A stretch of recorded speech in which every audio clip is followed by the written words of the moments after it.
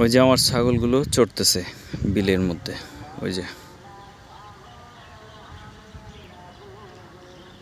এই চেয়ারের মধ্যে রাখা আছে আমার সকালের চা, মুড়ি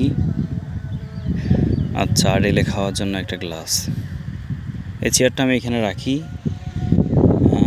এটা বাসায় নিই না, বিলের মধ্যে এসে বসি। এদিক থেকে ওয়াইফাই ধরে, ওই যে ওই বাড়িটার ওয়াইফাই ধরে এখানে, এই বাড়িটার ওইটা চালাই এখানে বসে বসে। এই যে পিছনের দিকে হচ্ছে আমার বাড়ি, এই যে এটা হচ্ছে আমার বাড়ি।